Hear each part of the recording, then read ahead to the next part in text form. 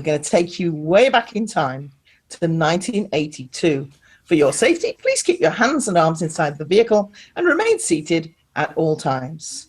Claire's time machine's a bit bumpy. Yeah. Yeah. Well, I was going to say, Jill, you mentioned about fezzes. I'm thinking, is this like an episode of Doctor Who? Yes. Indeed. Do you know what? I have to say, I was stuck on whether the plural of fez is fezzes. I got a bit sidetracked by that, I'm afraid, while you were talking, Jill. I was trying to, is it fezzy? Fezzy? I don't know what the plural of fez What is it, just I fez? think it's fez. Fez. It's like sheep. I think it's like Becca, this is it. Yes. This is the thing. It's a grammar thing, and I'm kind of stuck on it, so I'm going to have to look it up. Yeah. And we all have to be on our best behaviour because there's only one way to walk around World Showcase. Canada first. You want the margaritas first? Clockwise is the only way. It is the only way. There is no discussion. And we're not even going there. Even back in 1982. Even back in 1982, clockwise was the only solution. Yeah, they should have a T-shirt saying "I did it counterclockwise," shouldn't they? Well, we can always I'm not make sure one. that T-shirt. That just.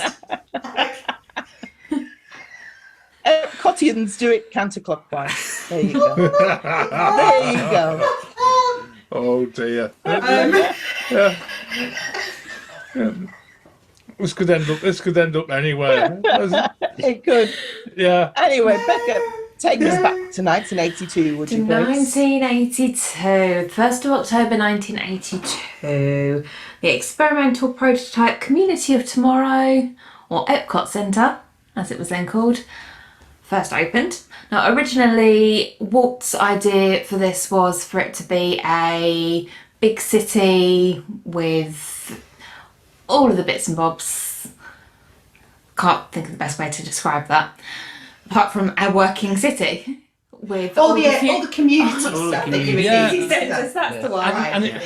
With all the up-to-date technology. Yeah, but meant to be lived in originally. I think the original concept was it was to be what Celebration ended up becoming. But well, no, maybe extraordinary sort of thought, you know. Yeah. It had elevated roads. Yeah. And things like that, bridges to walk around. Sort of be like living in the Jetsons. Yeah. And unfortunately, Walt did pass away before Epcot was even really off the ground. And it ended up as Epcot Center with two distinct parts: Future World to discuss and showcase future technology, and World Showcase to showcase different cultures from around the world. I always think of them as a bow tie. What? A bow tie. A bow tie has two separate sides. Actually, I was thinking more of an infinity symbol there. There you go. Is that to go with the fez? That's what. Yeah, the bow tie. Yeah. Really Well, photos are cool confused. as well. It's all going Tommy Cooper. We're on Matt Smith here. Matt Smith, We all okay? about the 80s, though, John. So Epcot opened with 17 attractions, the majority of which were actually in World Showcase. I feel a bit sorry for Future World. It seems to have 5 out of those 17. So Can we guess what they were? yes, Yeah, I you was can guess gonna what they were. Okay, Spaceship Earth to be one. Spaceship Earth was one. narrated by Walter I don't know who it Cronkite. was. Walter Rated Cronkite. Walter Cronkite, wasn't it? First one. Yeah. What else was there? Probably Horizons. No, Horizons No, didn't that was open later. until Listen to the Land? Was Listen to the Land there? close. Living with the Lamb was there. Oh, it was Living with the Land because I thought it was Listen to the Land first. Well, according to my touring Research. plans website, Living with the Lamb. The attraction was called Living with the Land. The song is Listen to the Land. Ah, there we are. Actually, Yeah. one little seed. Mm. What about Figment? Was Journey into Imagination an I opening think day so, no. attraction? Journey into Imagination wasn't. No, it was opened in the 90s, I believe. Yeah. Ooh. World of Motion was there to start with, wasn't it? That was the precursor to what became Test Track in the 90s. I'm sure Yeah. that was one of the first ones. Was Yeah, World of I know Motion. I know there was Communicore, Communicore. which was basically that central hub was Communicore, wasn't it? Yeah. Horizons Okay. opened in 1983. Okay, Oh, so it wasn't that close long then. with That It was was close, close, but it wasn't opening day. And the other one But was the what- Universe of Energy. Universe of Energy, yeah. And Okay. that's prior With the to dinosaurs. Ellen turning up. Like, Yeah. you know. Yeah. Yeah, Yeah. yeah. Cool. Cool. Originally sponsored. I'm trying. I think it was Exxon Oh, who yeah. famously had the massive oil spillage and Yes. then had to Yeah. change their Don't entire do that. name. So yeah, it's kind of rather a bizarre sort of thought of Yeah. you're going to save the whole world, sponsored by a massive oil company. Right? Yeah. Oh well. Yeah, But it's money there you at the go. end of the day, isn't it? I suppose. It comes back to bite you. And then in World Showcase. Yeah, can you name the World Showcase pavilions? Just get Wow. out my history book, yeah. Yeah. Well, UK. Yep, the UK was there. Okay, Interestingly enough, so was the Rose and Crown. Oh, really? Yeah. According to this map, anyway.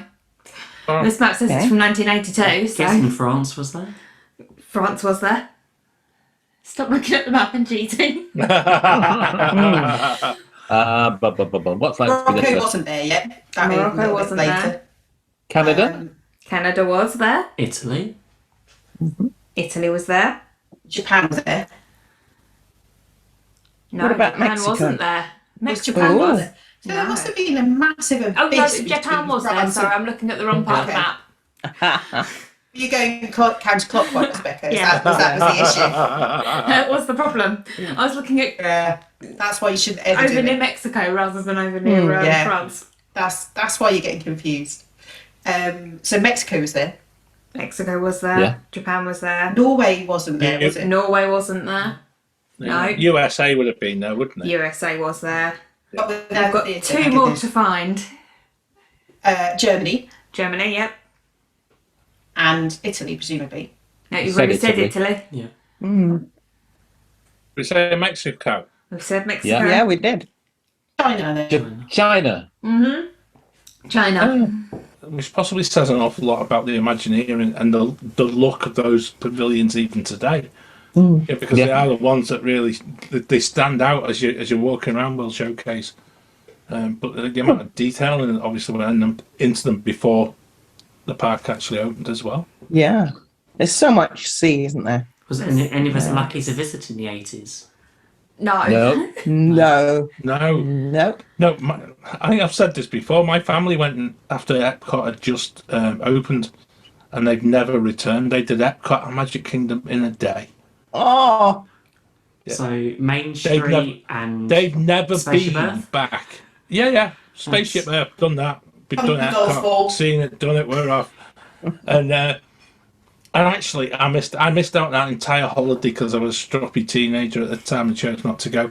And in the end, it's probably made me a bigger Disney fan as a result of not having to go and put up with family whilst they thought that they were seeing something that was brand new. Yeah. I'm sure I've got a photograph somewhere that they took outside, in part of Epcot, and it's kind of unrecognisable from what I first saw.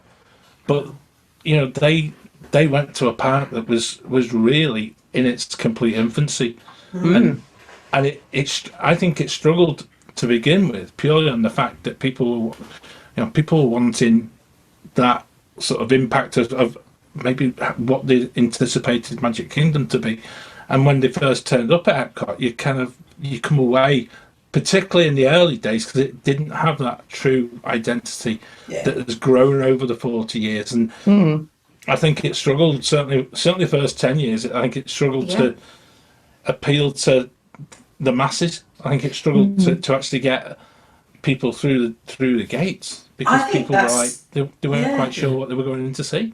And I think that's still an issue now, to be honest with you, John. I know that for all of us here, Epcot is a place that we all love, and I know it's my favourite park. I can spend days and days there, and I think we all feel quite similarly about it. But when you look at the social media discussions, and there's forums and all sorts of things, when you read that, and there's people going, do we need to go to Epcot? What's special about it? Is it somewhere that we should go? Oh, my kid's going to enjoy it because it's this weird park that kind of does this edutainment thing. Yeah. It's got these showcase pavilions that don't really have very many attractions. Guardians is there now, but there wasn't anything to really pull you in unless you're going to go on Soaring or something like that. And people miss, for me, the people asking that question have missed the point. And so I feel like a bit of an Epcot ambassador. I'm like, no, it's like the best place. I also think the recent thing with Hollywood Studios, we've said over the past few years, has been the half-day park, and now it's a park that has so much in it, and it's so heavily advertised by Disney of what's there. People know what you get at Hollywood Studios. You get Tower. You get attractions. You get attractions. You get what that's what you're there for. Because Epcot's so much more than that. It's not, for me, it's absolutely not about the attraction. It's the experience. All the rest of it. Yeah. And in fact, the first few trips, I did not understand Epcot. Right. This is the thing. I think you have to spend time there. Yeah, you do. For me to actually go, oh, I see what this is about now. I see why people like this park so much. Still don't quite get why people like Illumination so much. Yes. But actually, I have worked that out, I think. Yeah. It does have a bit of an identity crisis, I'll give you that. Yeah. I don't think it does, Peter. I really don't. For me, it's more the misunderstanding of people not understanding what the park is about. Yeah. But it kind of flips the theme park experience on its head. Whereas you go for the adrenaline rush to a normal theme park, Epcot's never been like that. Even from its inception, it was meant to be a learning experience. It's meant to widen your own perception of the world. It's meant to widen your perception of, again, communication. It's so unique. The whole that thing. For me is like the best thing. But I think people go originally as that, right, come on, I want entertained. I want to be blown away by this brand new theme park. It's the 1980s, and then they walk in. Even some people in the 2020s walk in. And I want to be entertained. It is one of those places that really, like you've said, Becca, it takes a couple of times of going, fully understanding what is actually there, and then actually understanding what the concept is actually based around. Once you've got that sorted, I think you then sort of take a breath, and then what you can do is then go and be able to explore some of the absolutely amazing bits of magic there that are certainly around World Showcase. That I know we had real good fun with a former waffler one time who had never visited any of the World Showcase pavilions. Which again, go back and listen to that on our website, because I don't think Paul Sammy has ever lived that down.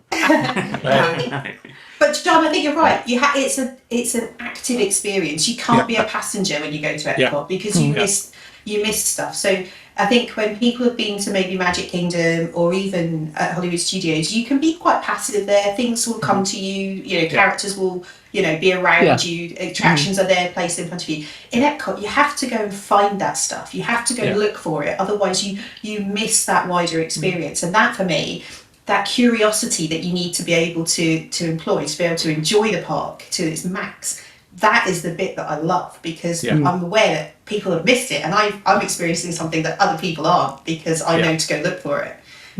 That's the fun bit for me. The thing about being the 80s is when you think of Walt's plan for Epcot, that is a thing what everyone looks back to, and it's so different from a theme park that what you'd expect and what you would think is like. I think that's when people go actually Epcot and they Google and they think, oh, what was it supposed to be? And then it's like, okay, it's something completely different to what the original concept was. I think with at least with Magic Kingdom, there was a castle, there was attractions, there was what the original plan was for. With Epcot, it's had to evolve because you can't. No future world. It's not going to happen. Everyone And has to keep it's updating. interesting. You get some people, as you say, who get it, and others who go around it sort of for 3 hours and say, "Well, it's a science fair meets a shopping mall." You know? Or they drink their way Yeah. around World Showcase and miss. There's nothing wrong with that. Trust me, I've done it. But there's something about having a drink and exploring and being curious while you're doing it, Absolutely. rather yeah. than just treating it like a bar crawl, which is a different experience completely. Easily done though, because you never know when to stop. That's why it's in a circle. Yeah.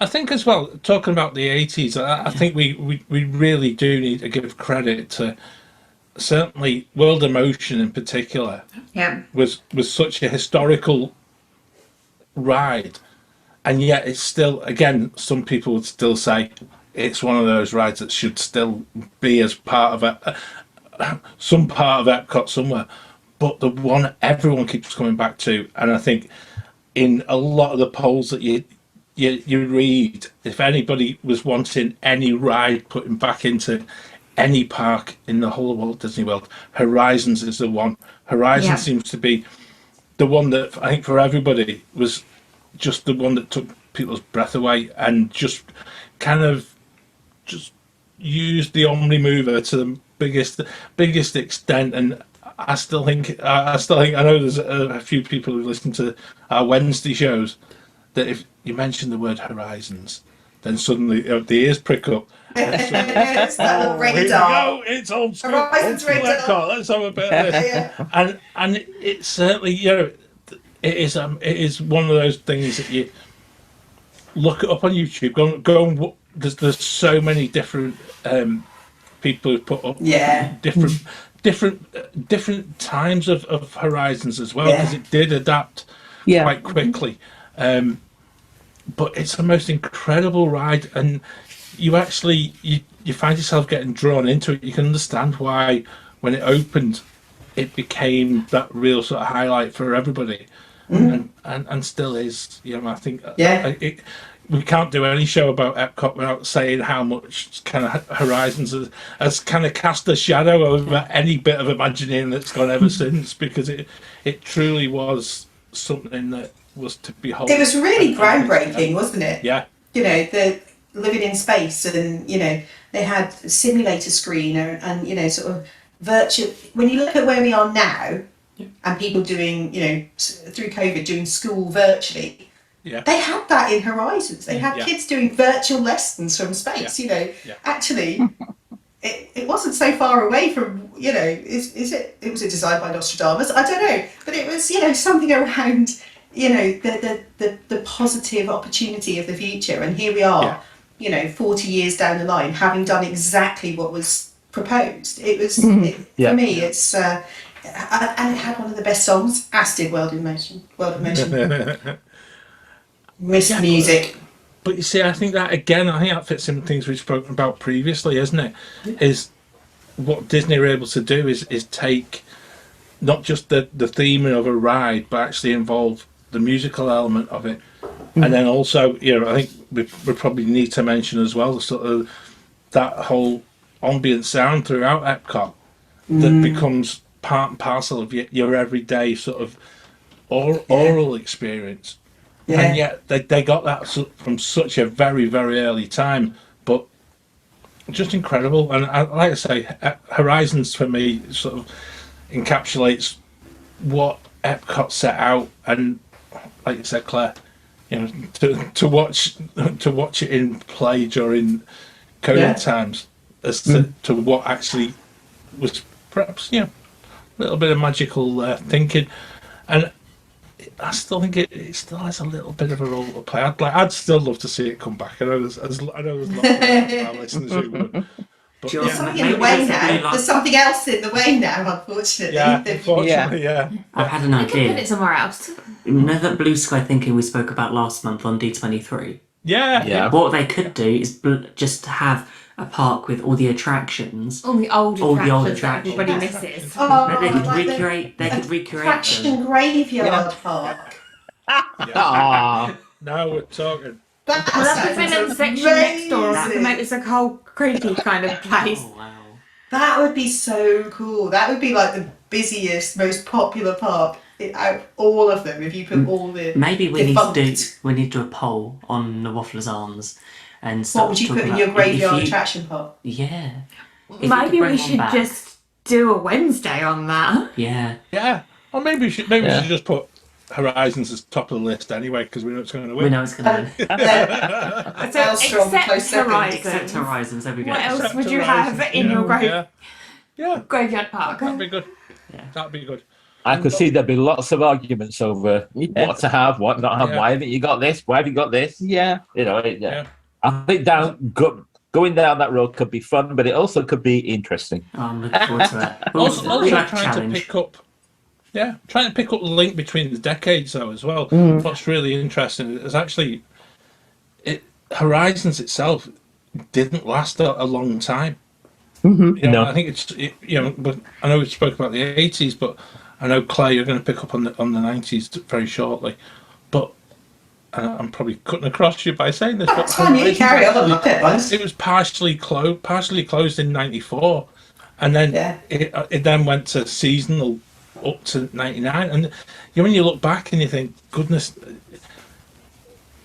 what went wrong? What went wrong during that particular time? And it didn't get an awful lot of love, and it's quite ironic in a way. But I'll let you lead on the 90s rather than me cutting across all your prep. Thank you for listening to the Great British Mickey Waffle. We would really love to hear from you, and you can find us at GB Mickey Waffle on Facebook, Twitter and Instagram, or you can email us at waffleon@gbmickeywaffle.com.